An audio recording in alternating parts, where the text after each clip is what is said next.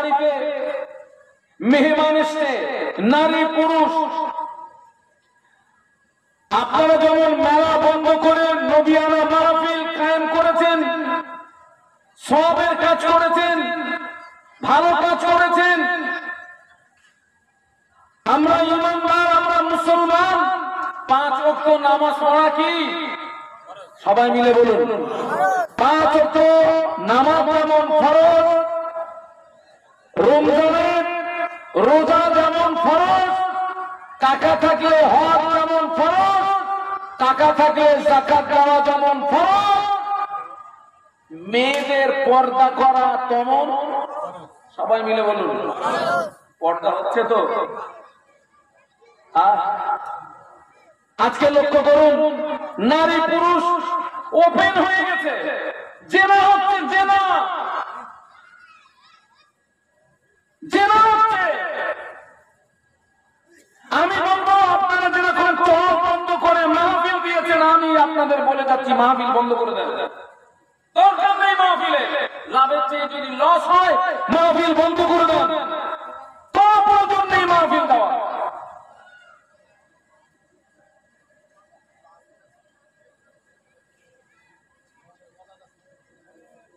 এই দোষ আমাদের দোষ,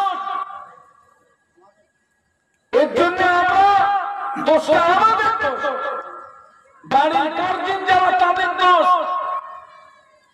মেয়েদের জন্য এখানে আলাদা বসার ব্যবস্থা করা আছে, আপনারা লক্ষ্য করুন তো সেখানে কজন মহিলা বসে আছে? কেন? আমি অনুরোধ করবো মায়েদের, বোনেদের অনুরোধ করবো, আল্লাহকে ভয় করুন, জাহান্নামকে ভয় করুন। হাতে ধরে ধরে পায়ে ধরে বলে যাচ্ছি, জওয়ান যুবক, তোমরা যারা নারীদের পিছনে ঘুরছো, মেয়েদের পিছনে ঘুরছো, তোমাদের পায়ে ধরে বলছি মাহফিলে আসা। আর মায়েদেরকে বলছি, মায়েরা, তারা আমাদের মায়ের জাত, আপনাদের অনেক সম্মান, অনেক ইজ্জত। আমাদের পায়ের নিচে জুতো, মায়েদের পায়ের নিচে আল্লাহর রহমতের দয়ার জান্নাত। বলুন সুবহানাল্লাহ। পৃথিবীর জমিনে কোন মহিলা নবী হতে পারেনি, তবে মহিলারা হচ্ছে নবীদের কি মা। আপনাদের কত ইজ্জত, কত সম্মান, আপনারা আপনাদের সম্মানগুলোকে নিজেরাই নষ্ট করছেন। প্রত্যেকটা যুবককে বলছে, হয় মাহফিলে আসো, নইলে বাড়ি যাও। আর প্রত্যেকটা মহিলাকে বলছি, কর্তৃপক্ষ যেখানে আপনাদের বসার ব্যবস্থা করেছেন, ওখানে বসে আমাদের দুটো কথা শুনুন। আর যদি না শোনেন, আপনাদের পায়ে ধরে বলছি বাড়ি যান। তা না হয় জেনার গোনা নিয়ে বাড়ি যাবেন আপনারা, জেনার গোনা নিয়ে বাড়ি যাবেন। আল্লাহ পাক আমাদেরকে হেদায়েত নসিব করুন। বলুন আল্লাহুম্মা আমিন, বলুন আল্লাহুম্মা আমিন। একটু মহব্বতের সঙ্গে উচ্চ আওয়াজে দরুদ শরীফ, আল্লাহুম্মা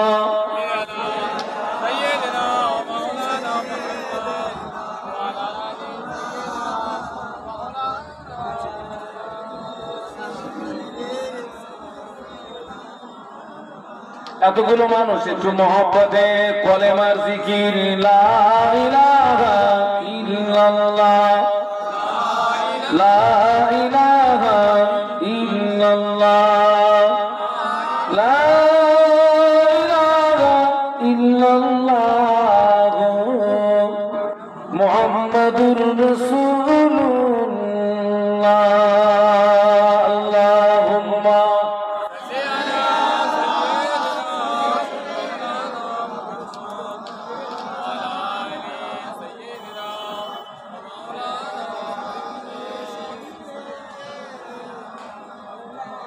সকলে একটু জবান খুলে বলুন আল্লাহু আকবার, আর একটু আওয়াজ তুলুন, বলুন আল্লাহু আকবার। বাবা, আপনারা শ্রোতা, আমরা বক্তা। আমরা যেই বক্তৃতা রাখতে আসি, অনেক মানুষ আমাদেরকে অনেক অনেক প্রশ্ন করে, আমরা ঘাবড়িয়ে যাই। যেমন আমাকে কিছু কিছু মানুষ প্রশ্ন করে যে, হুজুর, এই আপনারা প্রতিদিন 2-3টে করে মাহফিল করেন আর হাজার হাজার টাকা নিয়ে বাড়ি যান, মানুষ হেদায়েত হয় না কেন? একটা ভাইটার প্রশ্ন। আপনারা প্রতিদিন 2-3টে করে মাহফিল করেন, হাজার হাজার টাকা নিয়ে বাড়ি যান, মানুষ হেদায়েত হয় না কেন? আমি তার জবাব দিচ্ছি আপনাদের। প্রথমত একটা কথা জানবেন, তাম পৃথিবীর জমিনে যত আলেম, যত মুফতি সাহেব, পীর সাহেব, মুবাল্লিগ সাহেব, ইমাম সাহেব, কোন সাহেবের ক্ষমতা নেই কোন মানুষকে হেদায়েত করে দেওয়া। তাম পৃথিবীর জমিনে আল্লাহ পাক যত নবী রাসূল পাঠিয়েছেন, কোন নবী এবং রাসূলের ক্ষমতা নেই কোন মানুষকে হেদায়েত করে দেওয়া। আমার কথা বুঝতে পারছেন? নবীদের ক্ষমতা নেই। নবীদের যদি ক্ষমতা থাকতো কোন মানুষকে হেদায়েত করে দেওয়া, আল্লাহ পাকের একজন নবী যার নাম হযরত নূহ আলাইহিস সালাম। নূহ নবীর নাম কি? নূহ আলাইহিস সালামের ছেলের নাম কি? কেনান। কেনানের ঠিকানা কোথায়? জান্নাত না জাহান্নাম? কেন?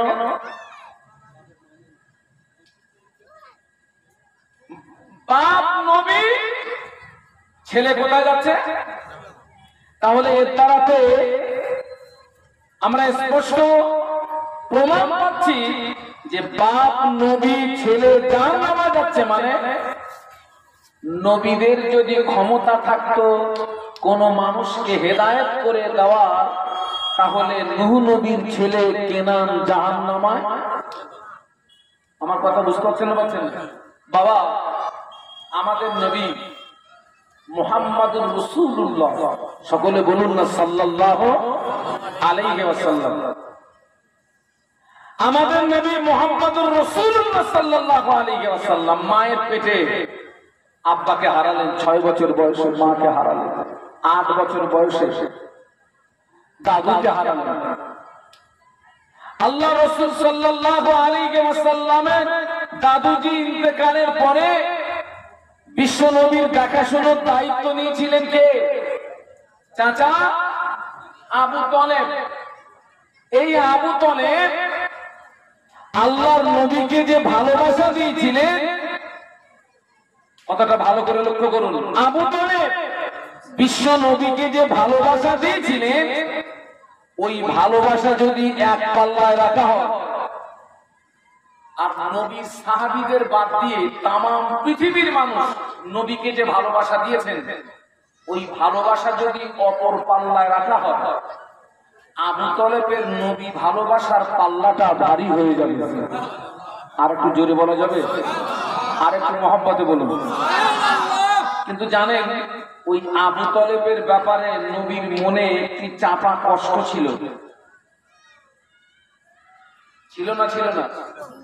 কি কষ্ট বলুন তো? আবু তলেব কলেমা পড়েছিল।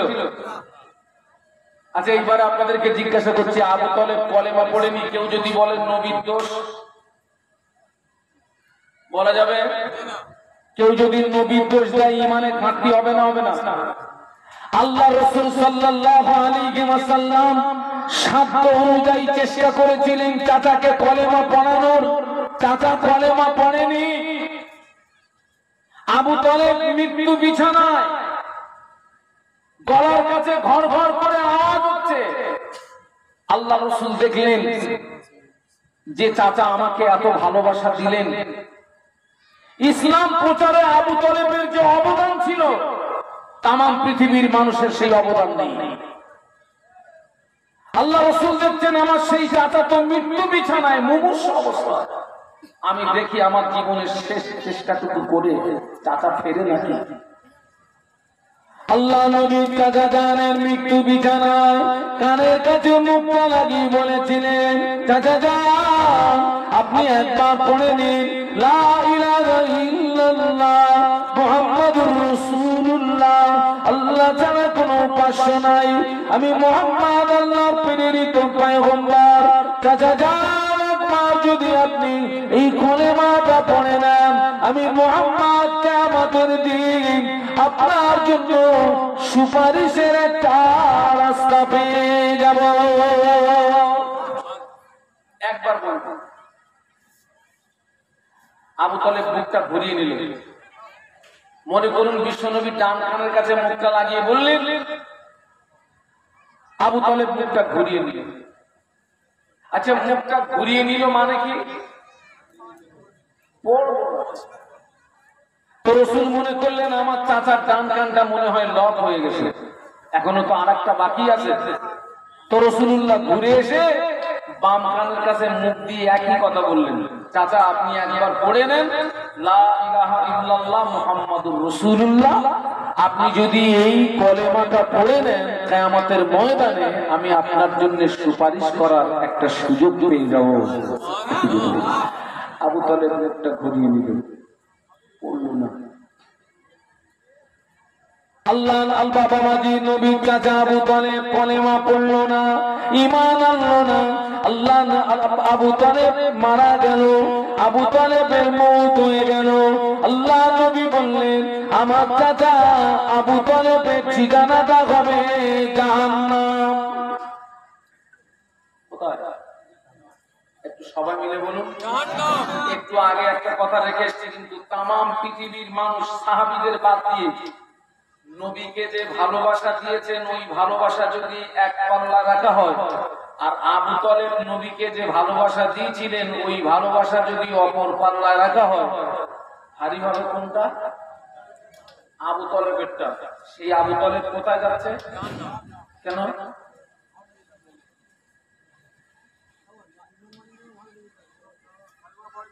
তাহলে নবীরও ক্ষমতা নেই, বিশ্ব নবীরও ক্ষমতা নেই কোন মানুষকে হেদায়েত করে দেবে। যে হেদায়েতের মন তৈরি করে আল্লাহ তাকেই হেদায়েত নসিব করে। বলুন সুবহানাল্লাহ।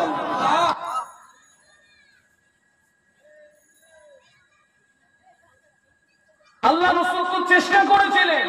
আজকে আপনাদের মসজিদের ইমাম সাহেব মুরব্বী মানুষ আমাকে বলছিলেন, হুজুর আমি এত বলি আমার কথা আল্লাহ ঘানটা বসবা পরে, যারা কথা নেয় না পরে বুঝবেন।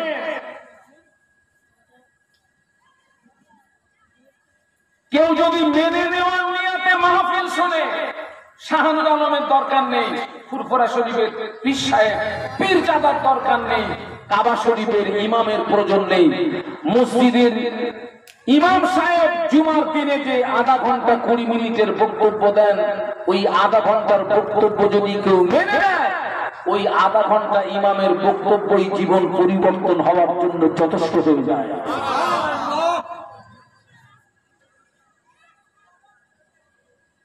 আবু তালেব ঠিকানা জাহান্নাম। আল্লাহ রাসূল বললেন আল্লাহ পাক আবু তালেবকে জাহান্নামায় সবচেয়ে হালকা শাস্তি দেবে। ওই শাস্তিটা হলো আবু তালেবের পায়ে দুটি জাহান্নামার জুতো পরিয়ে দেওয়া হবে। আবু তালেবের পায়ে দুটি জাহান্নামার জুতো পরিয়ে দেওয়ার কারণে আবু তালেবের মাথার কিনু টক টক করে ফুটতে থাকবে। বাবা, আমার এত কথা বলার কারণ হচ্ছে বর্তমান যুগ সন্ধিক্ষণে দেখছি এক শ্রেণীর মুসলমানের অবস্থা ঠিক ওই নবীর চাচার মতো। কার মতো বলেছি? আলেম ওলামারা ওয়াজ করছে, ইমাম সাহেব ওয়াজ করছে, বাবা 5 ওয়াক্ত নামাজ পড়বে, রমজান শরীফে রোজা রাখবে, টাকা থাকলে হজ করবে, টাকা থাকলে যাকাত দেবে, কানটা তোমরা শুনবে না, মদটা তোমরা পান করবে না, তোমরা জানো নারী পুরুষ জেনা ব্যভিচারী করবে না। বাবাজি, এক শ্রেণীর মানুষ ওরা নবীর চাচার মতন মুখটা ঘুরিয়ে নিচ্ছে, বলছে ও ইমাম ও মাওলানা সাহেব, আমরা এই অন্যায় গুলো করব, তোমাদের কি?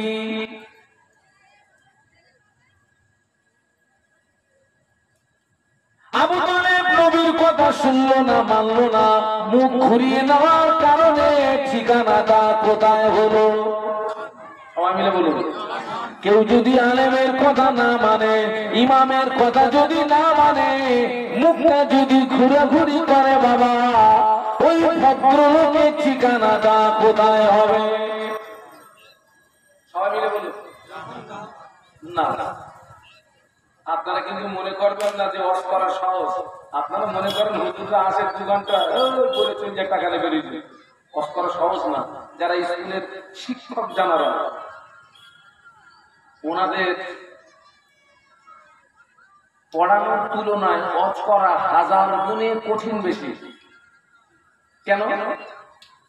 যিনি স্কুলের টিচার, যিনি স্কুলের শিক্ষক, যিনি বাংলার শিক্ষক, ছাত্র থাকে সব কি বলুন?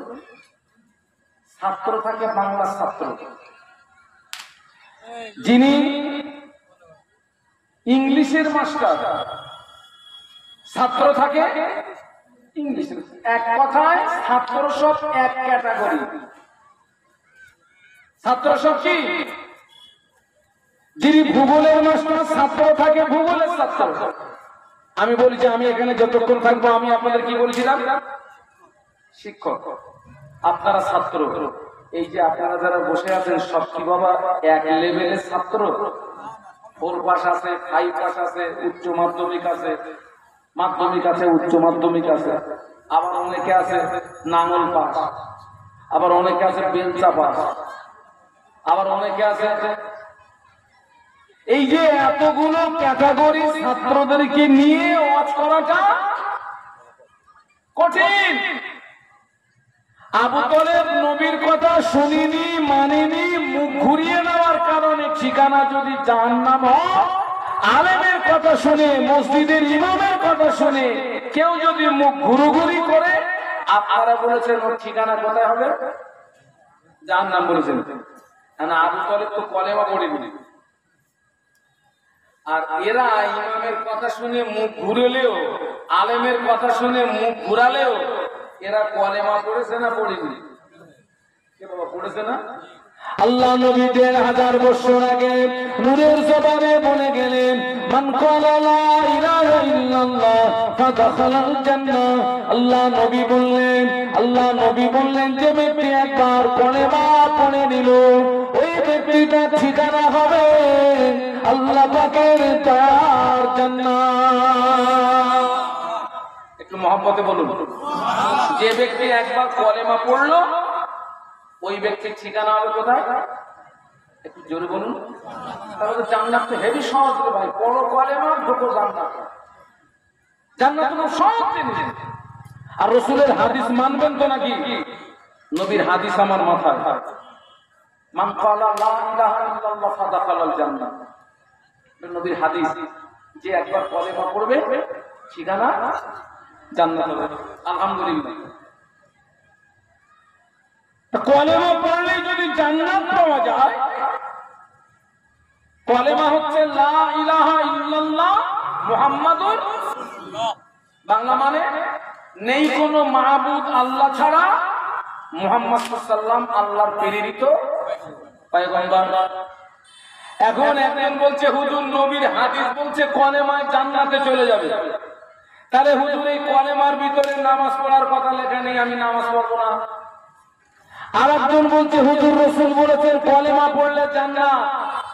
এই কলেমার ভিতরে জেনা করা যাবে না হুজুর লেখা নেই, ওই জন্য আমরা বাজারে গুতুগুতি করি। অসুবিধা কোথায়? কলেমার ভিতরে নামাজের কথা লেখা নেই, হজ করতে হবে লেখা নেই, যাকাত দিতে হবে লেখা নেই, রমজানে রোজা রাখতে হবে লেখা নেই। নারী পুরুষ এক জায়গায়, পর স্ত্রী এক জায়গায় থাকা যাবে না, এসব তো কিচ্ছু লেখা নেই। রাসূল বলেছেন কলেমা পড়লে জান্নাত। আমি বলি খোকা, তো দলিল যদি ওটা হয় যে কলেমার ভিতরে এই কথাগুলো লেখা নেই বলে তুই ভালো কাজগুলো করবি নি আর খারাপগুলো ছাড়বি নি, তো দলিল যদি ওটা হয় তুই আমার দলিলটা আগে কেটে দিত। কি দলিল? এই আমরা যারা বিবাহিত, আপনারা একটু বিগত দিনের ইতিহাসটা মনে করুন। বরপক্ষ আগে যায় মেয়ের বাড়িতে, তো নাকি বিয়ে হয়নি নাকি? আরে বরপক্ষ আগে মেয়ের বাড়ি যায় তো। যে মৌলানা সাহেব আমাদের বিয়ে পড়িয়েছিলেন, সাদা কাগজে একটা বায়ান লিখেছিলেন, অমুক থানার অন্তর্গত অমুক গ্রামের নিবাসী অমুকের পুত্র অমুকের পৌত্র এত টাকা দেনমোহরের পরিবর্তে তোমার সহিত বিবাহ করিতে আসিয়াছে, তুমি উক্ত বিবাহে রাজি হইয়া সাক্ষীদ্বয়ের সম্মুখে আমাকে উকিল নিযুক্ত করো। এরকম একটা বায়ান লিখে একজন উকিল আর 3 জন সাক্ষী ওই বর্ণনা নিয়ে কোথায় যায়? মেয়ের ঘরে যায়। গিয়ে উকিল সাহেব ওই বায়ান পড়ে মেয়েকে শোনায়, শুনিয়ে বলে, মা তুমি বলো আমি কবুল করিলাম। তো মা বললো আমি কবুল। ওখান থেকে চলে আসে ছেলের কাছে। ছেলের কাছে এসে বর আপনার উকিলের হাতে আর বরের হাতে এরকম জোড়া লাগিয়ে দাও। ইমাম সাহেব বলছে আমি কাহাতুকা মিন মুআক্কিলাতি আল মুসাম্মাত ফাতেমা খাতুন বিনতে আব্দুস সালাম বিনতে ইবনে আব্দুর রহিম লিওয়াদিস সাদাকিল মালুম। বলি বড়টারে বলতেছে বলো কাবিল তুই। আর ও দেখছে যদি যদি না বলি তো মেয়ে তো আমারে দেবে না। আর ও তো ওইটা বলার জন্যই তুই ছাঙের নিচে বালিশ দিয়ে কায়দা মেরে বসে রয়েছে। ওদিন ওর ঘ্যামালা সালাম করে বলে দিল কাবিল তুই। মেয়ে বললো কবুল করিলাম, ছেলে বললো কাবিল তুই। দুটোর মানে এক, ভাষা আলাদা। ছেলেরটা আরবি, মেয়েরটা বাংলা। বিয়ে কমপ্লিট হলো, বাড়ি আসে। 1 সপ্তাহ রেস্ট। 1 সপ্তাহ পরে ছেলেটা মেয়েকে বলছে শোনো আমি তোমাকে বিয়ে করেছি জানো। মেয়েকে বলছে কি পাগল টাগল নাকি? বিয়ে হয়ে গেল, বাড়ি আসলাম, কত কি হলো, 1 সপ্তাহ হলো, আবার বলছো বিয়ে করেছি জানো। তার মানে বলছে আমি তো খুব জানি তুমি আমার স্বামী। বলছে জানলে হবে না, আজকের থেকে তোমাকে কিছু দায়িত্বের কথা বলছি। কি? আমার বাড়ির ভাত রান্না করা, তরি তরকারি রান্না করা, থালা বাসন পরিষ্কার করা, গরু ছাগলের সেবা যত্ন করা, আমার আব্বা মার সেবা যত্ন করা, এই দায়িত্বগুলো তোমার। মেয়েটা বলছে তা হবে না তো। কেন? আমার কথা বুঝতে পারছেন? বলছেন না তা হবে না। কেন হবে না? বলছে যে 3 জনকে দিয়ে একটা বায়ান লিখে আমার কাছে পাঠিয়েছিলেন, যে বর্ণনাটা আমাকে শোনানো হয়েছিল, ওই বর্ণনার ভিতরে তো এই কথাগুলো লেখা ছিল না। মেয়েটা ঠিক বলছে না ভুল বলছে? আরে সেদিন তুমি বলোনি কেন? তখন আমি ভেবে চিন্তে দেখতাম তোমার মতন মতামতের কবুল করতাম কেন? এখন তুমি সব শর্ত লাগাচ্ছ কেন? পারলাম না। ওই বর্ণনার ভিতরে ওই কথাগুলো লেখা নেই বলে ভদ্র মহিলা যদি ওই দায়িত্বগুলো মেনে না নেন, ও ভদ্র মহিলা নসিবে কোনো স্বামী জুটবে? বলুন বলুন বলুন। কলেমার ভিতরে নামাজের কথা লেখা নেই, রোজার কথা লেখা নেই, হজের কথা লেখা নেই, যাকাতের কথা লেখা নেই, গান শোনা যাবে না লেখা নেই, মদ খাওয়া যাবে না লেখা নেই, জেনা ব্যভিচারী করা যাবে না লেখা নেই ঠিকই, কিন্তু ওই বর্ণনার ভিতরে ওই কথাগুলো লেখা নেই। কিন্তু ওই মহিলা যেদিন বলেছে আমি কবুল করিলাম, ওই কবুল করিলামের ভিতরে ওই কথাগুলো সব লুকিয়েছিল, ওই দায়িত্বগুলো সব লুকিয়েছিল। ওই মহিলা কবুল করিলাম বলার পরে ওই দায়িত্বগুলো যদি পালন না করে, ওই মহিলার নসিবে যেমন কোন স্বামী জুড়বে না। আপনি কলেমা পড়ার পরে ওই দায়িত্বগুলো যদি না মেনে নেন, যতই কলেমা পড়েন, জান্নাত পাওয়াটা আপনার কঠিন হয়ে যাবে। কলেমা পড়ার পরে 5 ওয়াক্ত নামাজ যদি না পড়েন, কলেমা পড়ার পরে গান শোনাটা যদি বন্ধ না করেন, কলেমা পড়ার পরে রমজানের রোজা যদি না রাখেন, কলেমা শরীফ পড়ার পরে জেনা ব্যভিচারী যদি বন্ধ না করেন, বিশ্বাস করুন শুধু কলেমায় জান্নাতে যাওয়া কঠিন হয়ে যাবে। আপনি বলবেন হুজুর নবীর হাদিস, হাদিস সত্য কিন্তু হাদিসের জায়গা আলাদা। হাদিস সত্য কিন্তু হাদিসের কি জায়গা আলাদা। আল্লাহ নবী বলেছেন মান ক্বালা লা ইলাহা ইল্লাল্লাহ ফাদাখালাল জান্নাহ, যে ব্যক্তি একবার কালেমা পড়বে ওই ব্যক্তি জান্নাতে প্রবেশ করবে। এই হাদিসটা সকলের জন্য প্রযোজ্য নয়, এই হাদিসটা ওই ব্যক্তির জন্য প্রযোজ্য একজন কাফের সকাল 10টায় কলেমা পড়েছে। কটায়? কে? কাফের। সকাল 10টায় কলেমা পড়েছে, জোহরের ওয়াক্ত আসার আগে মারা গিয়েছে। কলেমা পড়েছে কটায়? মারা যাচ্ছে কটায়? জোহরের ওয়াক্ত আসার আগে। ওই ব্যক্তিটা আল্লাহর ফরজ হুকুম অমান্য করার সময় পেয়েছে নাকি? বলুন না। ওই ব্যক্তিটাকে কলেমা সরাসরি আল্লাহর দয়ার জান্নাতে পৌঁছে দেবে। একটু জোরে বলা যাবে না? আর মহব্বতে বলুন। আর আমরা কলেমা পড়ার পরে ভালো কাজ করার সময় পেয়েছি, কলেমা পড়ার পরে খারাপ কাজ থেকে জীবন বাঁচানোর সময় পেয়েছি। এরপরে যদি হগল করে জীবন যাপন হয়, কলেমায় জান্নাতে যাওয়া কঠিন হয়ে যাবে। আমি কি কিছু বোঝাতে পেরেছি বাবা? অথবা আমি আপনাদেরকে অনুরোধ করব, মাহফিলটা কায়েম রাখে। আমি শুনেছি যে আপনাদের এই পাশে কোনো একটা জায়গাতে মাহফিল হয়, সেখানে কোনো দোকান বসে না এবং সুন্দর একটা পরিবেশ তৈরি হয়। কথা বলুন তো। যাই হোক, এই আশেপাশে তাহলে আপনারা ওইরকম একটা পরিবেশ তৈরি করতে পারেন না? ওইরকম একটা পরিবেশ শুনে রাখুন, আপনার ইশারা ইঙ্গিতে যদি একটা অন্যায় কাজ হয়, ওই অন্যায় সমর্থন করার কারণে ওই অন্যায় যত মানুষ করবে তার গোনার ভাগটা তাকে নিতে হবে, তাকে নিতে হবে। এই পৃথিবীর জমিনে সর্বপ্রথম খুন সংগঠিত হয়েছিল কোথা থেকে বলুন তো? আদম আলাইহিস সালামের দুই ছেলে হাবিল আর, মনে নেই, হাবিল আর কাবিল। বাবা, ওখান থেকে খুন সংগঠিত হলো। তো কিয়ামত পর্যন্ত যত খুন হবে পৃথিবীর জমিনে, ওই আদম আলাইহিস সালামের ওই সন্তানের নামায় আমলে ওই গুনার ভাগ অটোমেটিক যাবে।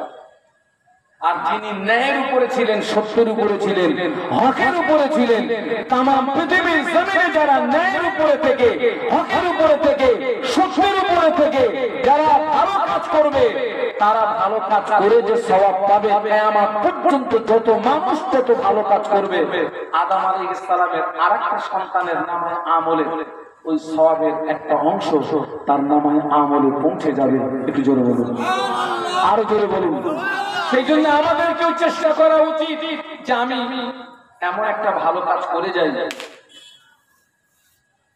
আমি জীবিত অবস্থায় আমি যে ভালো কাজটা করে যাচ্ছি, যত মানুষ এই কাজ ভালো কাজ করবে আমি সওয়াব পাবো, ওরা আমাকে অনুসরণ করার কারণে সমপরিমাণে সওয়াব আমি পাবো। কারণ রাসূল বলেছেন, আল-দাল্লু আলাল খায়রি কাফাইলিহি, সৎ উপদেশটা সৎকারীর সমপরিমাণে সওয়াব পায়। একটু বলুন সুবহানাল্লাহ। আর আমার দ্বারা যদি কোন একটা গুনার কাজ সংগঠিত হয়, ওই গুনাহ যত মানুষ করবে তার ভাগ আমাকে দিতে হবে। আল্লাহ পাক কোরআনে বলেছেন, ইয়া আইয়ুহাল্লাযীনা আমানু, হে বিশ্বের ঈমানদার সম্প্রদায়, কু আনফুসাকুম ওয়া আহলিকুম নার, হে বিশ্বের ঈমানদার সম্প্রদায়, নিজে জাহান্নামের আগুন থেকে বাঁচো এবং তোমার আহলবর্গ দিগকে জাহান্নামের আগুন থেকে রক্ষা করো। একটু বলুন সুবহানাল্লাহ, আরো জোরে বলুন সুবহানাল্লাহ। আল্লাহ বলেছেন আগে নিজে বাঁচো, তারপরে কাকে বাঁচাও? আহলবর্গ দিগকে বাঁচাও। আগে নিজে বাঁচো, তারপরে আহলবর্গ দিগকে বাঁচাও। আমি 5 ওয়াক্ত নামাজ পড়ি, আমি রমজানের রোজা রাখি, আমার উপরে হজ ফরজ, হজ করেছি, যাকাত ফরজ, যাকাত দিই, আমি গান শুনি না, আমি জেনা ব্যভিচারী করি না, কিন্তু আমার ছেলে নামাজ পড়ে না, মেয়ে নামাজ পড়ে না, ঈদের নামাজ পড়ে ছেলে ফাংশনে চলে গেছে, মেয়ে ডান্সার নামাজ চলে গেছে। আমি ছেলের ওই অন্যায়ের প্রতিবাদ করিনি, মেয়ের ওই অন্যায়ের প্রতিবাদ করিনি। আমার স্ত্রী পর্দা করে না, আমার শেয়ানা মেয়ে পর্দা করে না, আমি আমার স্ত্রীর অন্যায়ের প্রতিবাদ করি না, মেয়ের অন্যায়ের প্রতিবাদ করি না। জেনে রাখবেন, আপনি যতই ইবাদত আমল করেন, কিয়ামতের ময়দানে আল্লাহ আপনাকে পাকড়াও করবে, আপনি কি ধরা পড়ে যাবেন। কারণ আপনি নিজেকে জাহান্নামের আগুন থেকে বাঁচানোর চেষ্টা করেছিলেন, কিন্তু আহাল বর্গ দিগকে জাহান্নামের আগুন থেকে বাঁচানোর ব্যাপারে আপনার কোনো ভূমিকা ছিল না। তার মানে আপনি কোরআন শরীফের ওই আয়াত শরীফের এক অংশের উপরে আমল করেছেন, অপর অংশকে আপনি পরিত্যাগ করেছেন। তাই কিয়ামতের ময়দানে জেনে রাখবেন, আপনি আমি কিন্তু পাকড়াও হয়ে যাব। সেই জন্য আমাদের উচিত নিজেকে যেমন বাঁচতে হবে, আহাল বর্গ দিগকে তেমন বাঁচাতে হবে। আলহামদুলিল্লাহ, আজকে আপনারা মাহফিল দিয়েছেন, আপনারা মাহফিলটা কায়েম রাখবেন। তবে চেষ্টা করবেন যেন এই মাহফিল উপলক্ষে এখানে কোন শরীয়ত বিরোধী কাজ না হয়, তবেই কিন্তু এই মাহফিলটা 16 কলায় পূর্ণ হলো, তবেই কিন্তু আপনাদের শ্রম অর্থ সার্থক। আল্লাহ আমাদেরকে তৌফিক দিন, বলুন আল্লাহুম্মা। আজকের এই যে মাহফিলটা হচ্ছে, এটা কতটা মহৎ কাজ জানেন? আজকের এই মাহফিল থেকে ওয়াজ নসিহত শুনে একটা নারী, একটা পুরুষ যদি হেদায়েত হয়, আল্লাহ যদি তাকে হেদায়েত নসিব করে, বিশ্বাস করুন এই মাহফিলটা কিয়ামতের ময়দানে আপনার আমার জন্য নাজাতের ওসিলা হয়ে যাবে। আরো জোরে বলুন বিশাল বড়। আজকের এই ওয়াজ নসিহতের প্রথা যদি চালু না থাকতো, আমার মুজাদ্দিদুল জামান দাদা হুজুর পীর কেবলা রহমাতুল্লাহ আলাইহি বাংলার মাটিতে সর্বপ্রথম এই ওয়াজ নসিহতের প্রথাকে তিনি চালু করেছিলেন। আজকের এই ওয়াজ নসিহতের প্রথা যদি চালু না থাকতো, বিশ্বাস করুন সমাজের মানুষ, আমরা আমাদের স্বভাব পশুর মতো স্বভাব হয়ে যেত।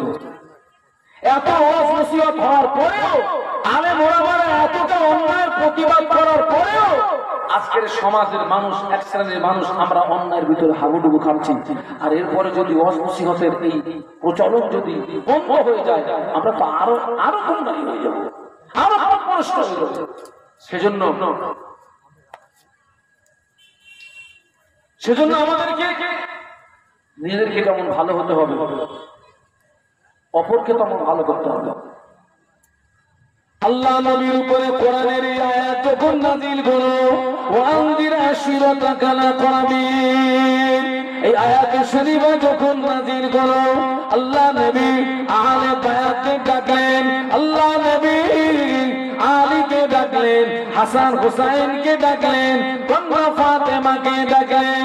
আল্লাহ নবী আলীকে ডাকলেন, হাসান হুসাইনকে ডাকলেন, কন্যা ফাতেমাকে ডেকে বললেন, ও আলী, কিয়ামতের ময়দানে নবীর জামাই হিসাবে তোমার রেহাই হবে না। ও হাসান হুসাইন, কিয়ামতের ময়দানে নবীর নাতি হিসাবে তোমাদের রেহাই হবে না। ও ফাতেমা, কিয়ামতের ময়দানে নবীর কন্যা হিসাবে তোমার রেহাই হবে না, বিচার হবে না, বিচার হবে তোমাদের আমলের উপরে। বিচার হবে। আমি হুজুর বলে আমার স্ত্রী নামাজ পড়বে না, আমার স্ত্রী পর্দা করবে না, আমার মেয়ে পর্দা করবে না, আমার ছেলে শরীয়ত মানবে না, হুজুর বলে হুজুরের ছেলে ছাড় পেয়ে যাবে না।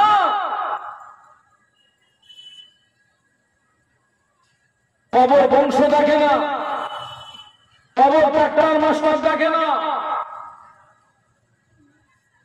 কবর চামড়া দেখে না, কবর কি দেখে? বলুন বলুন, আমল দেখে, আমল। কবর আমল দেখে। আল্লাহ রাসূল সাফ বললেন, শুনে রাখেন, নবী জামাই হিসাবে তোমার বিচার হবে না। হাসান হোসেন শুনে রাখো, নবীদের বিচার হবে না। ফাতেমা শুনে রাখো, নবীর মেয়ে হিসাবে তোমার। অথচ জানেন আল্লাহ রাসূল সাল্লাল্লাহু আলাইহি ওয়াসাল্লাম আলী সম্পর্কে কি বলেছেন? আল্লাহ রাসূল বলেছেন, আনা মাদিনাতুল ইলম ওয়া আলীহুম বাবুহা। একটু বলবেন না সুবহানাল্লাহ? রাসূল বলেছেন, আমি মদিনার জ্ঞানের শহর, আর ওই শহরে প্রবেশের দরজা হলো আমার আলী। জোরে বলতে পারলেন না? কেউ যদি নবীর জ্ঞানের শহরে প্রবেশ করতে চায়, তার দরজা দিয়ে ঢুকতে হবে, আলীর দরজা দিয়ে। সুবহানাল্লাহ বলবেন না? শুধু তাই নয়, আল্লাহ নবী বলেছিলেন, ও সাবিরা শুনে রেখে দাও, আমি আল্লাহ নবী বলছি, তামাম পৃথিবীর জমিনে আমার যত উম্মত উম্মতি উম্মত উম্মতি সব যদি জান্নাতে চলে যায়, আমার আলী যদি জান্নাতে না যায়, জান্নাতের আশা কামনা বাসনা পূর্ণ হবে না। আল্লাহ পাক যেদিন থেকে হযরত আলী কাররামাল্লাহু ওয়াজহাহুকে তৈরি করেছেন, সৃষ্টি করেছেন, ওই দিন থেকে জান্নাত, আল্লাহ যেদিন থেকে জান্নাত সৃষ্টি করেছেন, ওই দিন থেকে জান্নাত আলী কাররামাল্লাহু ওয়াজহাহুর ইন্তজার করছে, আলী কখন আমার ভিতরে আসবে। আর মহব্বতে বলুন, আল্লাহ রাসূল বলেছেন, তামাম পৃথিবীর সব মানুষ যদি জান্নাতে চলে যায়, কে যদি না যায়? আলী যদি জান্নাতে না যায়, জান্নাতের আশা কামনা বাসনা পূর্ণ হবে না। আলী কাররামাল্লাহু ওয়াজহাহুর পাওয়ারটা কম না বেশি? বিশাল পাওয়ার না? বিশাল পাওয়ার। সেই আলীকে ডেকে বলছেন, আলী কিয়ামতের ময়দানে নবীর জামাই হিসাবে বিচার হবে না, আমলে বিচার হবে। আলী কাররামাল্লাহু ওয়াজহাহু যদি আমলে বিচার হয়, বেটা আমাদের বিচারটা কিসে হবে বলুন না? আমাদের বিচার আমলে হবে তো। আমাদের আমলটা ভালো না খারাপ? আহা, আমল লক্ষ্য করুন। সারা মাস আল্লাহ পাকের সিয়াম সাধনা পালন করে, কষ্ট করে রোজা রেখে সেহরি ইফতারি কত কষ্ট করলো, সারা মাস অক্লান্ত পরিশ্রম করে ঈদের নামাজ পড়ে এমন কামাই করলো, ও সারা মাসের কামাই কি হয়ে গেছে? কথা বলবো, ধ্বংস হয়ে গেছে। গত রাত্রে আমার মাহফিল ছিল পাঠানখালী। আমি যখন ওখান থেকে ফিরছি তখন রাত 3টে বেজে গেছে। পিফা বলে একটা জায়গা আছে, পিফা আপনার ভেবিয়া চৌমাথার সন্নিকট পিফা বলে একটা জায়গা। গিয়ে দেখি রাস্তার উপরে 3টে লাশ পড়ে আছে, আর মোটরসাইকেল ওরা যেখানে পড়ে আছে ওখান থেকে মোটামুটি 30-40 হাত দূরে একটা মোটরসাইকেল। তার মানে বড় একটা বাম্পার ছিল, ওরা এত স্পিডে আসছিল, ওই বাম্পারে এসে ওনার গাড়ি ধারণা কথা বলছি।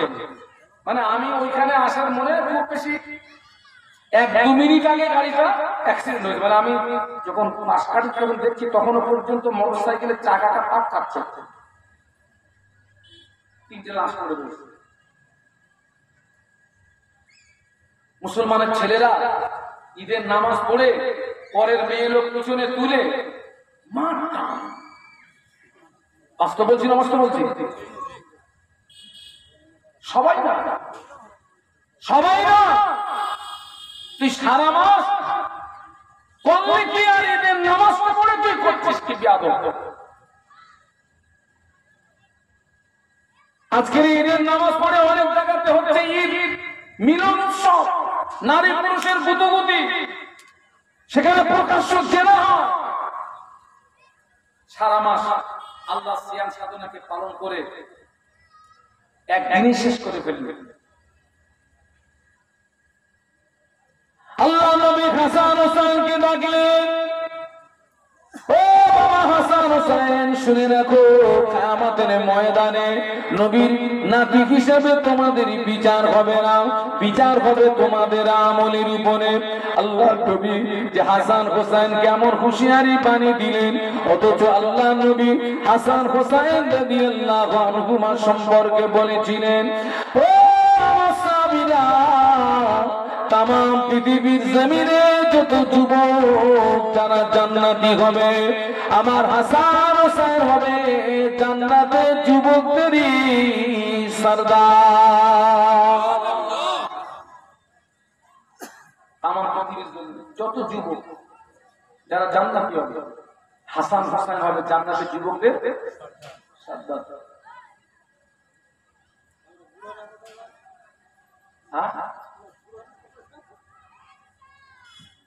বলছে আমরা বুড়োরা কোথায় যাবো? বুড়ো যখন জান্নাতে যাবে, বুড়ো তখন বুড়ো থাকবে না।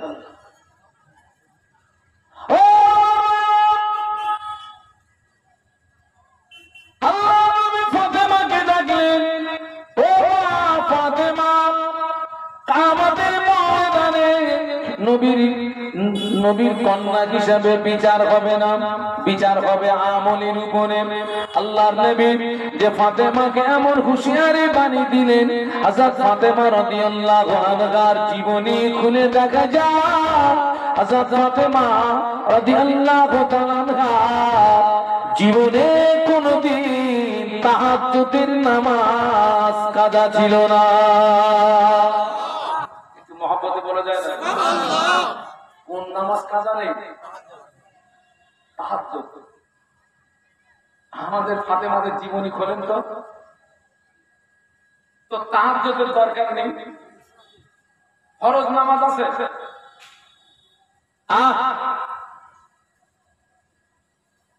আজকে আমরা ঈদের নামাজ পড়ে আনন্দে আত্মারা হয়ে গেছি। মদিনার মসজিদে নববী শরীফে ঈদের নামাজ হলো বাবাজি মুসলিম জাহানের দ্বিতীয় খলিফা ওমর রাদিয়াল্লাহু আনহু, আর মুসলিম জাহানের প্রথম খলিফা হলেন আবু বকর সিদ্দিক। আবু বকর সিদ্দিক রাদিয়াল্লাহু আনহু সম্পর্কে রাসূল বলেছেন, পৃথিবীর জমিনে, তামাম পৃথিবীর জমিনে আমার যত উম্মতি, ওদের ঈমান যদি এক পাল্লায় রাখা যায়, আমার আবু বকরের ঈমান যদি অপর পাল্লায় রাখা যায়, আল্লাহ নবী বললেন আমার আবু বকরের ঈমানের পাল্লা ভারী হয়ে যাবে। একটু মহব্বতে বলা যায় না? মুসলিম জাহানের দ্বিতীয় খলিফা ওমর রাদিয়াল্লাহু আনহু সম্পর্কে রাসূল বলেছিলেন, রাবাইতু উমার ইয়াসিরু ফিল জান্নাতি। আল্লাহ নবী বলেছেন, আমি রাসূলুল্লাহ আমি নিজে চোখে দেখেছি আমার সাহাবী উমার আল্লাহ পাকের প্রায় জান্নাতের ভিতরে ঘুরছে। আর একটু জোরে বলেন না, একটু মহব্বতে বলেন না, তাকবীর দেন তো, নারায়ে তাকবীর। আবু বকর সিদ্দিক সম্পর্কে রাসূল কি বলেছেন?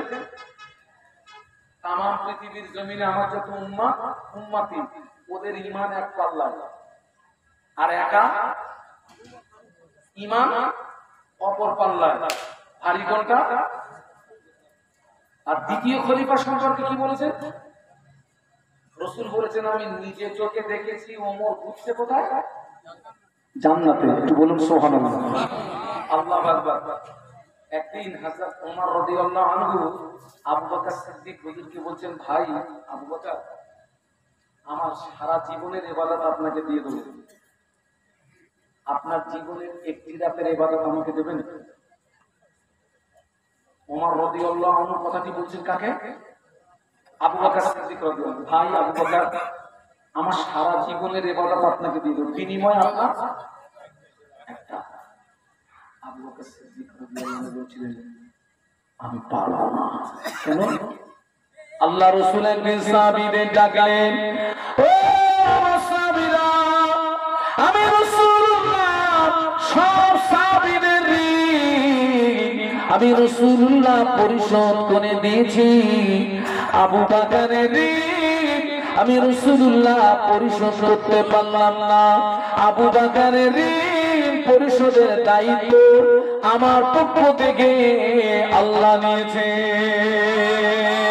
আল্লাহ নবী বলেছিলেন, ও আমার সাহাবীরা, তামাম পৃথিবীর জমিনে আমার যত উম্মত উম্মতি, ওদের সারা জীবনের আমল যদি এক পাল্লা রাখা হয়, আমার আবু বকরের এক রাতের আমল যদি অপর পাল্লায় রাখা হয়, আমি আল্লাহ নবী বলছি আমার আবু বকরের এক রাতের আমলের পাল্লাটা ভারী হয়ে যাবে। কথাটা কেন বললাম চট করে? ঈদের নামাজ পড়েছেন সাহাবীরা, হাসি খুশি ঈদের আনন্দ করছেন। মুসলিম জাহানের দ্বিতীয় খলিফাকে পাওয়া যাচ্ছে না, খুঁজে খুঁজে দেখে মুসলিম জাহানের দ্বিতীয় খলিফা ঘরের ভিতরে দরজা বন্ধ করা, ঘরের ভিতর থেকে কান্নার আওয়াজ শুনতে পাওয়া যায়। বলুন না আল্লাহু আকবার। একটু জবান খুলে বলা যায় না? আর একটু আওয়াজ তুলে বলা যায় না? ঈদের নামাজ পড়েছেন সাহাবীরা, অন্যান্য সাহাবীরা আনন্দ করছেন, ঈদের আনন্দ। মুসলিম জাহানের দ্বিতীয় খলিফাকে খুঁজে পাওয়া যাচ্ছে না। শেষ পর্যন্ত পাওয়া গেল ঘরে, কিন্তু দরজা বন্ধ, ভিতর থেকে কি আসছে? কান্নার আওয়াজ। এই আমি যে কথাটি এক্ষুনি বলছি, আজকের জুমার খুতবায় কিন্তু এটি ছিল। যদি আপনাদের মসজিদে 7 খুতবা থাকে,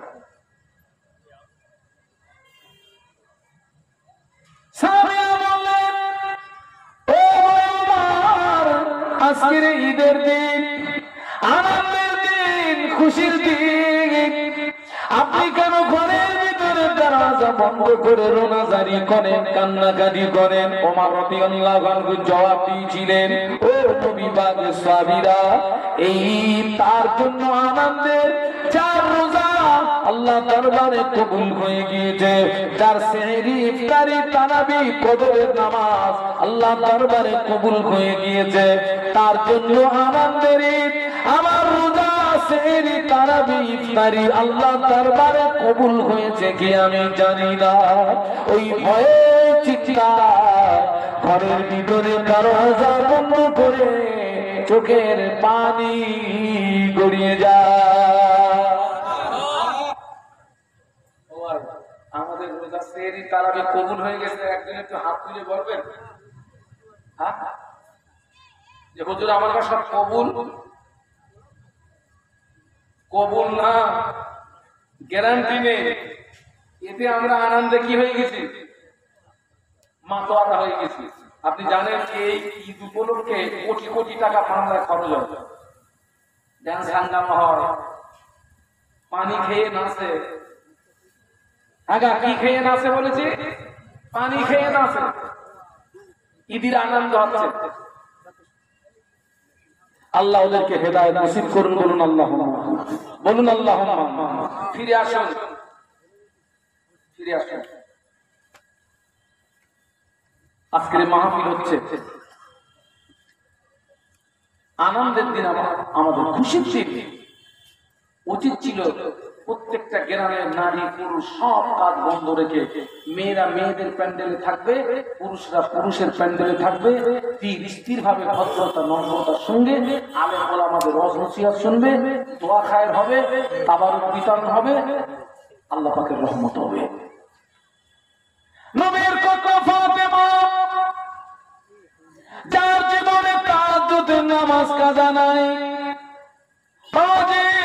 নবীর কন্যা ফাতেমা রাদিয়াল্লাহু তাআলা আনহার সংসারটা অভাবের সংসার ছিল না সচ্ছলতার সংসার ছিল?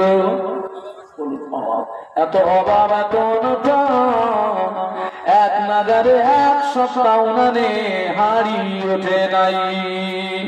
এত অভাব, এত অনটন, 1 সপ্তাহ উনানে হাড়ি ওঠে না। কিন্তু নবীর কন্যা ফাতেমা রাদিয়াল্লাহু তাআলা আনহা এত অভাব অনটনের ভিতরে আল্লাহকে ভুলে নাই। মহব্বতে বলা যাবে না? আল্লাহ আমরা কিন্তু সুখের দিনে আল্লাহ ভুলে গেলে, ঠিক কিনা? সুখের দিনে কাকে বলি, আর বিপদে পড়লে পাক্কা চিটিং বাস না, ও তো চিটিং মানুষ স্বভাব। যে লোকটা বিপদেও কাঁদে, যে লোকটা স্বাভাবিক হালাতে কাঁদে, বিপদেও কাঁদে, ওই মানুষটার চোখের পানির মূল্য আছে, সুবহানাল্লাহ বলুন। আর যে সুখে আল্লাহ ভুলে যায়, দুঃখে কাঁদে, স্বার্থপর না? স্বার্থপর না? পাক্কা স্বার্থপর। আহা, একশো পাওয়ানে আড়িয়ে ওঠে নাই, ও নবীর কন্যা ফাতেমা, একশো পাওয়ানে আড়িয়ে ওঠে নাই। হাসান হোসেন রাদিয়াল্লাহু তাআলা আনহুমার খাওয়া হয় না, দুটো বাচ্চা ক্ষুধা জ্বালা সহ্য করতে পারে না, আম্মাকে ধরে কাঁদে, আম্মা জান ক্ষুধার জ্বালা সহ্য করতে পারি না, ক্ষুধার যন্ত্রণা সইতে পারি না, মা খেতে দিন, মা খেতে দিন, মা খেতে দিন, মা খেতে দিন। নবীর নবীর নবীর কন্যা ফাতেমা রাদিয়াল্লাহু তাআলা আনহা বলেছিলেন, ও বাবা হাসান, বাবা হোসেন, আমি তোদের মা, আমি তোদের মা, আমি বড় গরীব, আমরা বড় গরীব, তোর আব্বা বড় গরীব, আমরা বড় গরীব, আমি তোর মা, তোদের মুখে পানি ছাড়া আর কিছু দিতে পারবো না।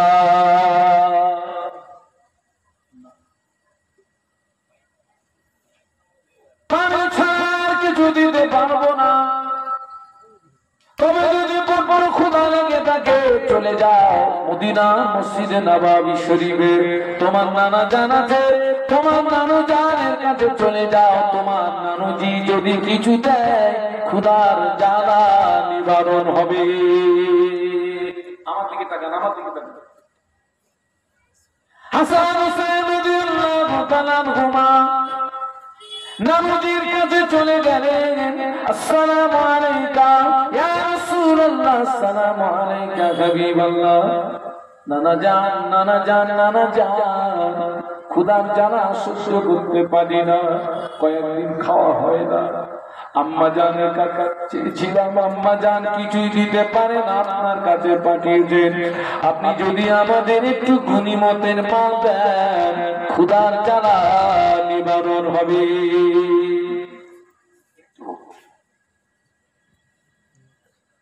আল্লাহ নবী বললেন, বাবা হাসান, বাবা হোসেন, আমার কাছে কিছুই নাই বাবা। আল্লাহ নবী কিছুই দিতে পারলেন না। দুটো বাচ্চা ফিরে এসে মাকে জড়িয়ে ধরে কাঁদে, মা নানুজি কিছু দিলেন না, আম্মা জান আপনি খেতে দিন মা। দুটো বাচ্চা হযরত ফাতেমাকে বিরক্তি বোধ করতে লাগে, জ্বালাতন করতে লাগে। হযরত ফাতেমা রাদিয়াল্লাহু তাআলা আনহা দুটো বাচ্চাকে মৃদু আঘাত করেছেন। দুটো বাচ্চা মায়ের প্রহারে বাড়ি থেকে কাঁদতে কাঁদতে চলে যাচ্ছে। হযরত ফাতেমা রাদিয়াল্লাহু আনহা বাচ্চাদের চোখের পানির দিকে তাকিয়ে আল্লাহ পাকের দরবারে হাত তুলে দোয়া করে, আল্লাহ পাক আমি ফাতেমা গরীব বলে, আমি ফাতেমা অসহায় বলে আজ আমার দুটো বাচ্চার মুখে আহার দিতে পারলাম না। ও রব্বুল আলামিন, আল্লাহ পাক আমার দুটো বাচ্চা কাঁদতে কাঁদতে চলে যায়, আমি মা হয়ে দোয়া করি ওদের উপরে আপনার রহমত নাজিল করুন। হযরত ফাতেমা রাদিয়াল্লাহু আনহা নামাজ শেষ করে রাস্তার দিকে তাকিয়ে থাকে, দুটো বাচ্চাকে আর দেখতে পাওয়া যায় না। দৃষ্টি আবার হয়ে গেছে। ও আল্লাহ নবী কিছু সময় পরে বেটি ফাতেমার বাড়িতে এসেছে, মা আমার দুটো ভাই কোথায়? ইয়া রাসূলুল্লাহ, ইয়া হাবিবাল্লাহ, ইয়া রাসূলুল্লাহ, ইয়া হাবিবাল্লাহ, ইয়া রাসূলুল্লাহ, ইয়া হাবিবাল্লাহ।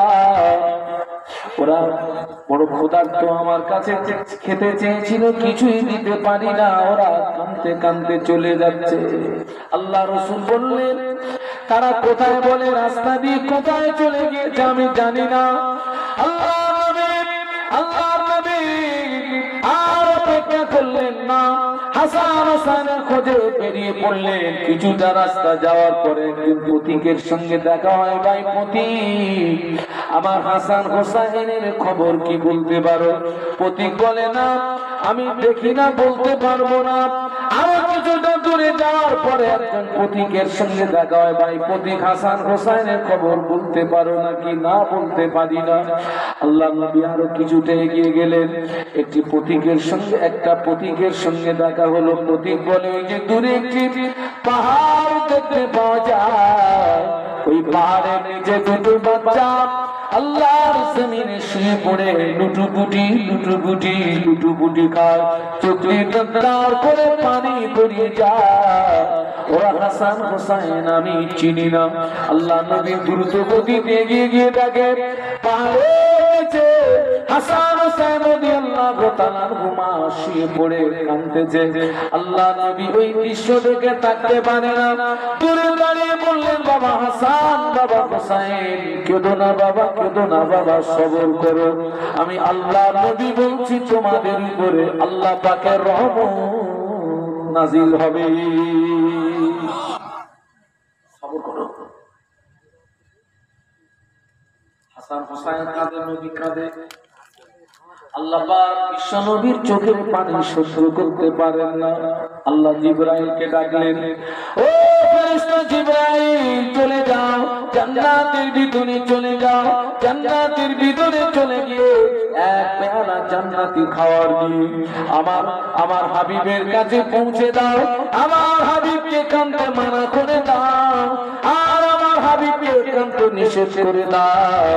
আর এই খানাটা নিয়ে হাসান হোসেনের ক্ষুধা নিবারণ করতে বলো।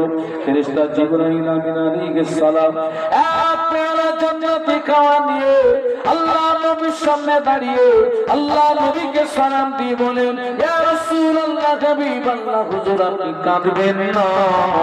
আল্লাহ পাক আপনার চোখের পানি মোছানোর জন্য, হাসান হোসেনের ক্ষুধা নিবারণের জন্য আমি জিবরাইল মারফত আল্লাহ জান্নাত থেকে খানা পাঠিয়ে দিয়েছে। একটু মহব্বতে বলা যায় না?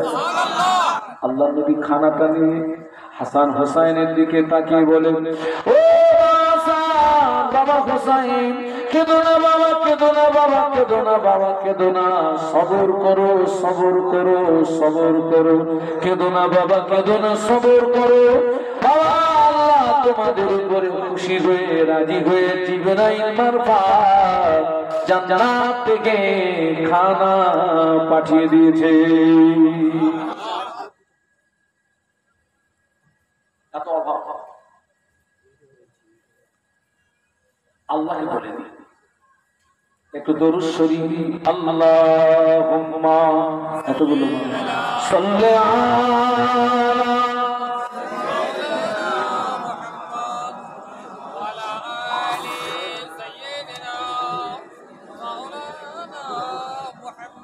ছেলেরা, এতগুলো মানুষ জোরে জোরে পড়ি, আল্লাহুম্মা সাল্লি আলা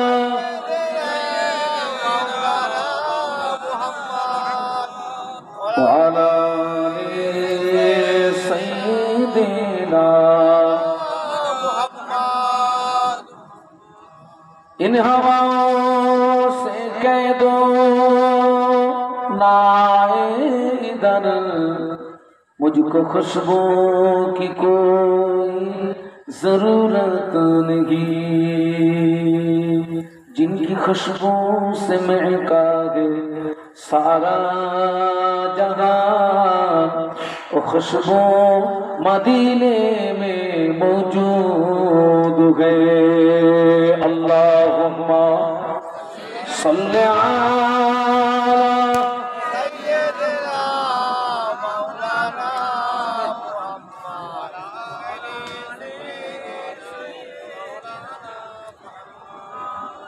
খুব সুন্দর লাগছে, একটু কলেমা জিকির লা ইলাহা ইল্লাল্লাহ, লা ইলাহা ইল্লাল্লাহ, লা ইলাহা ইল্লাল্লাহ মুহাম্মাদুর রাসূলুল্লাহ।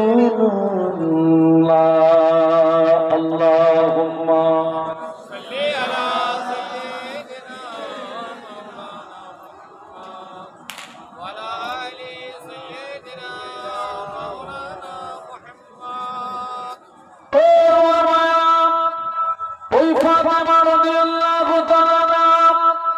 একদিন স্বামী আলীকে ডাকলেন, একদিন স্বামী আলীকে ডেকে বললেন, প্রাণের স্বামী, আমি ফাতেমা আপনার কাছে আমার জীবনের দুটি বিদায়ী দাবি রাখবো, আখিরি দাবি রাখবো, শেষ দাবি রাখবো, আর জীবনে কোনোদিন কোনো দাবি রাখবো না।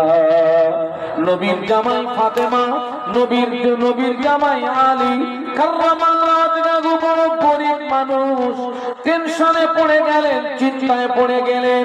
নবীর কন্যা ফাতেমা কি দাবি করে মানতে যদি না পারি একটা সম্মানের ব্যাপার। কি দাবি ফাতেমা? হযরত ফাতেমা রাদিয়াল্লাহু আনহা দাবি করেছিলেন, প্রাণের স্বামী, আমি ফাতেমার দুটি বিদায়ী দাবির ভিতরে প্রথম দাবি হলো, আমি ফাতেমা যেদিন মারা যাব, আমি ফাতেমা যেদিন মরে যাব, আমার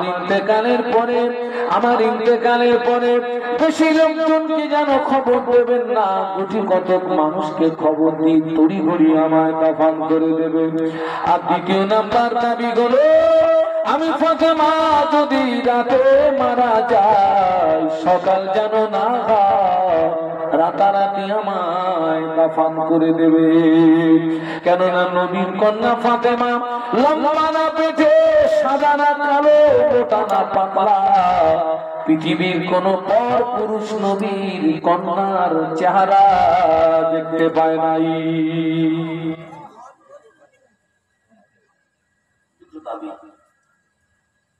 আজকের আমাদের অবস্থা দেখুন, আমার দৃষ্টিতে এখন চারটে জায়গা মেয়েদের দখলে চলে গিয়েছে। বাবা, কত জায়গা বলেছি? চারটে জায়গা মেয়েদের দখলে। এক নম্বর হলো অধিকাংশ মাহফিল মেয়েদের দখলে, অধিকাংশ বিয়ে বাড়ি মেয়েদের দখলে, অধিকাংশ পীরের মাজার মেয়েদের দখলে, আর অধিকাংশ মরা বাড়ি মেয়েদের দখলে। আপনাদেরকে জিজ্ঞাসা করছি বাবা, অধিকাংশ মরা বাড়ি পুরুষ বেশি পাওয়া যায় না নারী বেশি? নারী। আহা,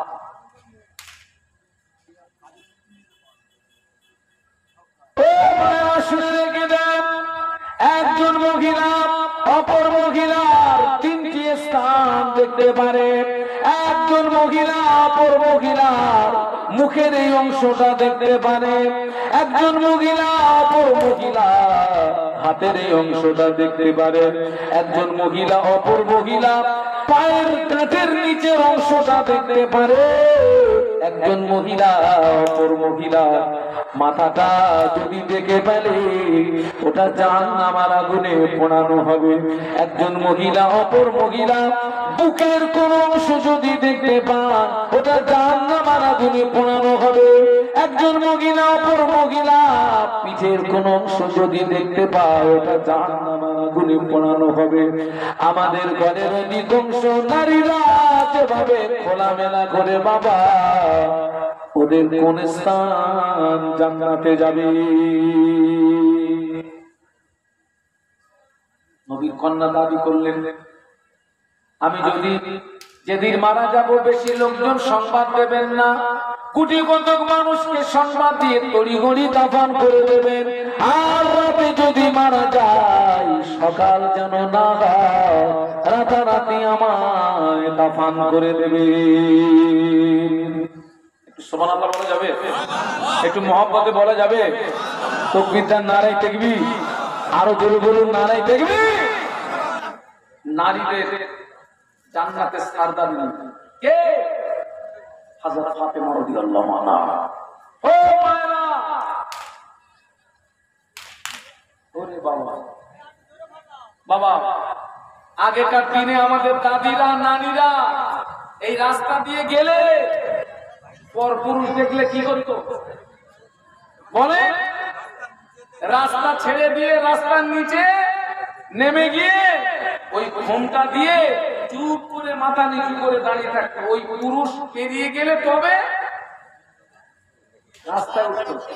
বাস্তব বলছি, ছায়া দিনত না, ছায়া এখন সেসব আর আছে বাবা?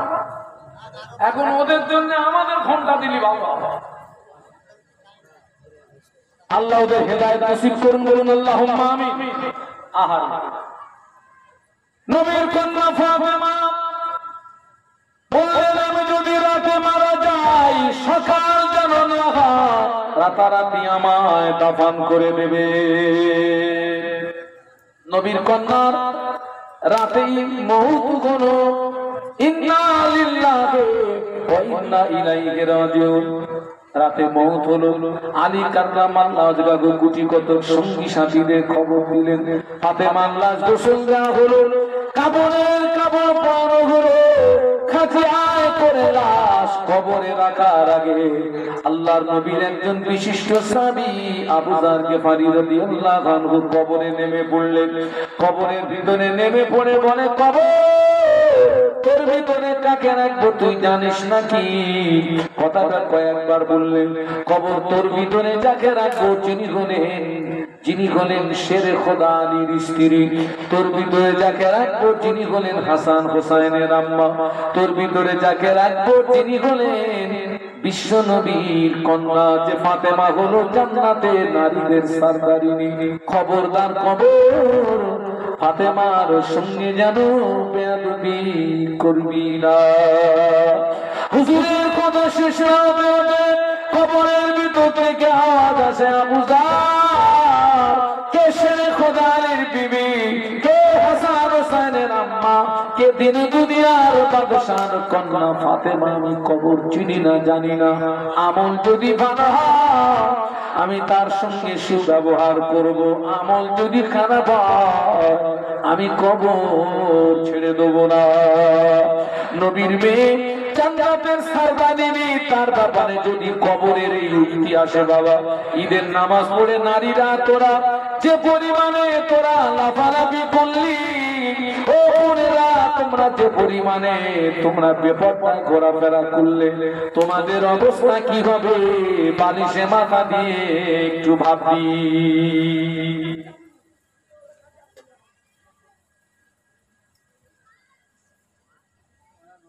একটু ভাববেন, চিন্তা করবেন একটু।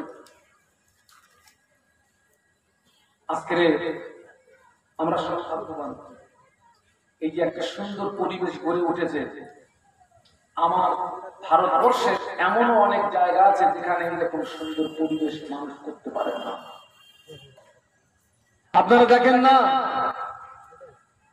উত্তরপ্রদেশ, ইউপি, জুমার নামাজ পড়ছিল রাস্তায়, কি করলো?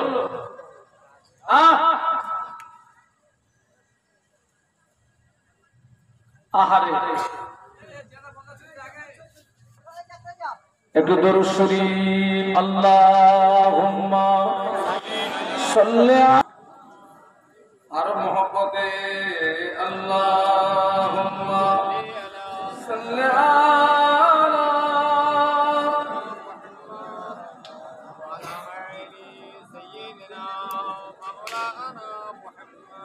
गुलामे मोहम्मद को मैं क्या डर है मुझको, गुलामे में उनकी गुजारा करूंगा।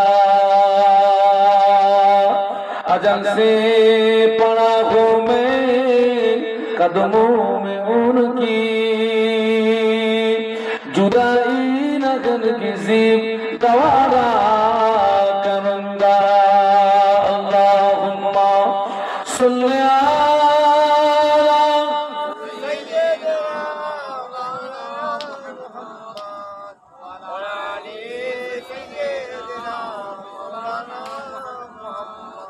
আপনাদেরকে সৎ পরামর্শ দিচ্ছি, আপনারা বাড়ির আপন আপন স্ত্রীকে আর বাড়ির শেয়ানা মেয়েদেরকে আপনারা একটু সামলাবেন। আল্লাহ পাকের রহমত হবে, আল্লাহ পাকের রহমত হবে। বাবা জেনে রাখবেন, শুধু নামাজ রোজা হজ যাকাতে কিন্তু জান্নাত পাওয়া যাবে না। জান্নাতের দরজার চৌকাঠের গায়ে আপনার বড় বড় অক্ষরে লেখা থাকবে আত-তাইয়ুসু লা ইয়াদখুলুল জান্নাহ, তাইয়ুস জান্নাতে প্রবেশ করবে না। তাইয়ুস কারা? যারা নিজের বিবিকে পর্দা করায় না, নিজের শিয়ানা মেয়েকে পর্দা করায় না। আপনি যতই নামাজ পড়েন, ইবাদত করেন, আমল করেন, তাইয়ুস হয়ে জাহান্নামায় যাওয়া লাগবে। খবরদার।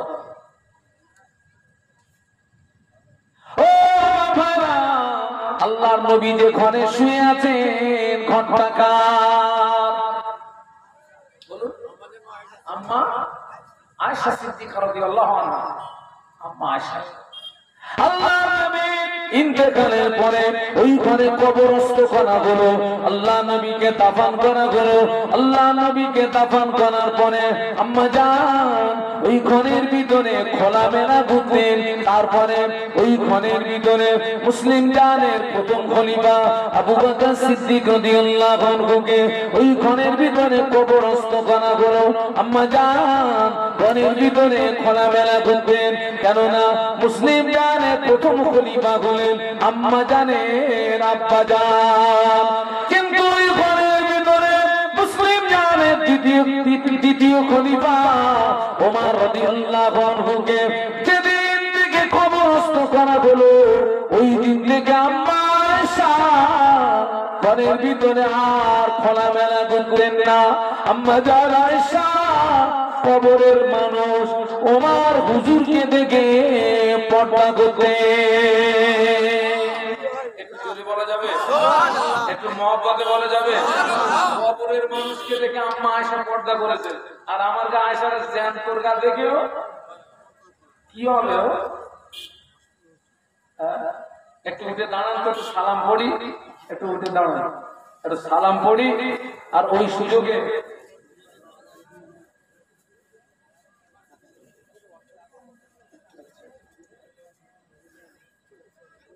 সালাম পড়ে নিয়ে নবী।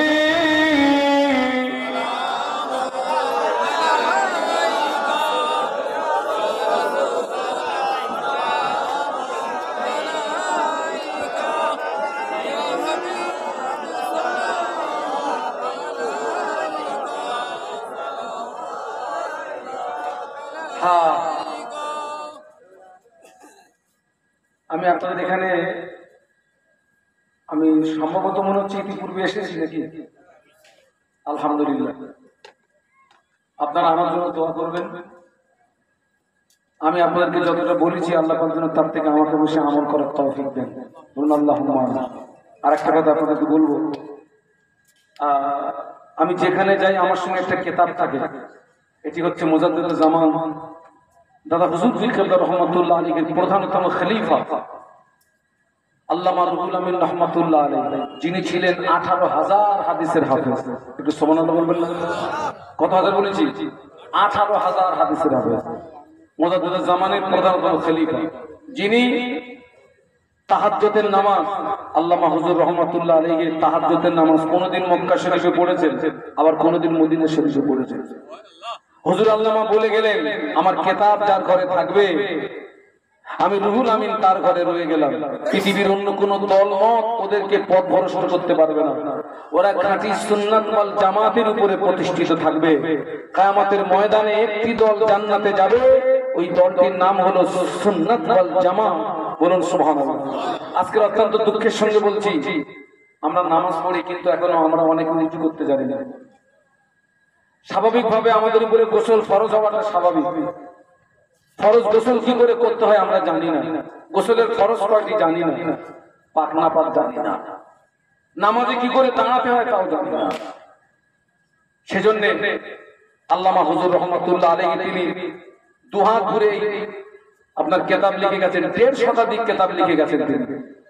তো আমি সমাজের এই করুণ পরিস্থিতির কথা মনে করে আমি যেখানে যাই হুজুরের এই কিতাব বিক্রি করি।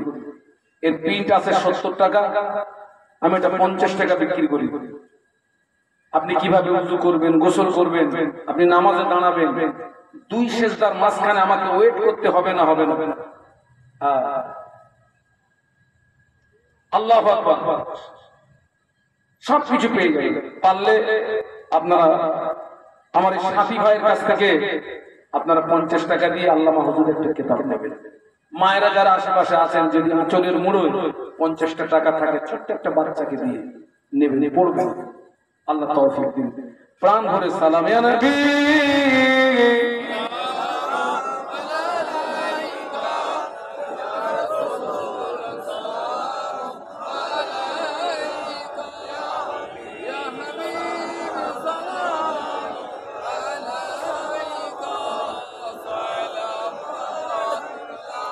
या नबी नामो प्यारा, या रसूल नामो प्यारा, अर्श पर रब ने पुकारा, सज पैगंबर गे हमारा नबी।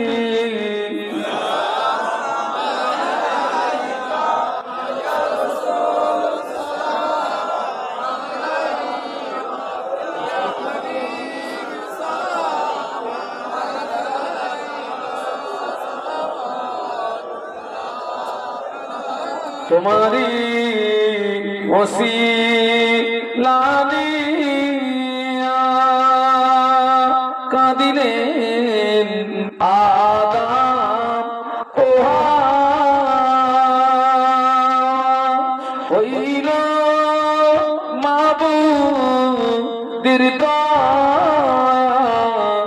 কবুল করিলেন তো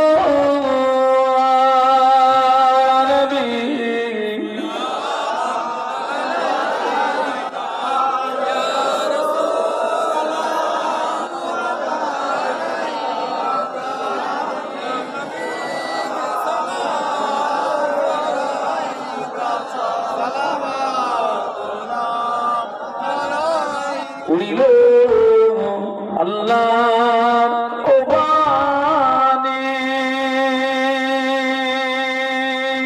পোহালো জগৎ পোহালো, উড়িল আল্লাহর ও বাণী, পোহালো জগৎ নুরানি। আমেনার নয়নের মনি আরবি,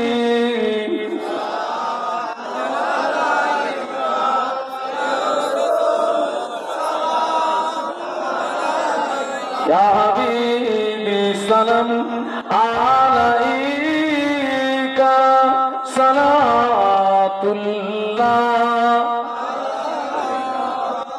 يا رب صل وسلم دائما ابدا على نبيك خير خلق كلهم بجائے رب میرے درود و سلام اور حفیظ نبی پر اپنے